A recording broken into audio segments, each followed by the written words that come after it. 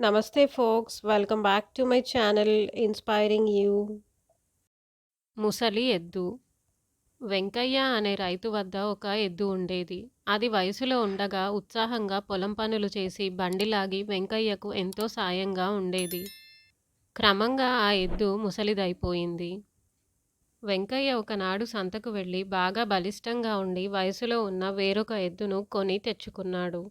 అప్పటి నుంచి దానికి దండిగా మేత వేసి కుడితిపెట్టి జాగ్రత్తగా మేపుతూ ఉండేవాడు. ముసలి ఎద్దుకు మాత్రం కాస్త ఎండుగడ్డి వేసి ఊరుకునేవాడు. క్రమంగా అది కూడా దండగా అనుకున్న వెంకయ్య ఒకరోజు గుంజకు కట్టి ఉన్న ముసలి ఎద్దును విప్పి, "నీకు పనిచేసే వయసు అయిపోయింది, శక్తి లేదు. ఇక నీవు నాకు దండగా, నీ దారి నువ్వు చూసుకో" అని ముసలి ఎద్దును తరిమేశాడు. ఏడుస్తూ వెళుతున్న ఎద్దుకు గోపన్న అనే బాలుడు ఎదురొచ్చాడు. ఎద్దును చూసి, "ఎందుకు ఏడుస్తున్నావు?" అని అడిగాడు. ముసలి ఎద్దు తన జాలి గాథ వినిపించింది. గోపన్న ఒక ఉపాయం ఆలోచించి ముసలి ఎద్దును తీసుకొని వెంకయ్య ఇంటికి వెళ్ళి, "ఈ ఎద్దు నీదే కదూ?" అని అడిగాడు.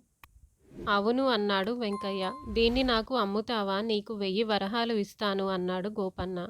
వెంకయ్య ఆశ్చర్యపోగా, "నీకు తెలియదా? ముసలి ఎద్దును ఇంటి ఎదురుగా కట్టేసి రోజూ దానికి నమస్కరించి మేత వేసి వెళితే బోలెడు ధనం వస్తుంది అని చెప్పాడు.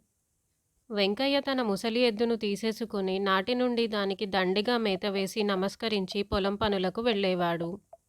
ఆ ఏడు దండిగా వర్షాలు కురిసి పొలం బాగా పండడంతో బాగా లాభాలు వచ్చాయి. అదంతా ముసలి ఎద్దు వల్లనే అని సంబరపడ్డాడు Venkaiah. Thanks for watching my video. నా ఈ వీడియో గనుక మీకు నచ్చినట్టయితే తప్పకుండా లైక్ చేయండి, షేర్ చేయండి, కమెంట్ చేయండి. అలాగే మరిన్ని మంచి వీడియోస్ కోసం నా ఛానల్‌ను తప్పక సబ్స్క్రైబ్ చేయండి.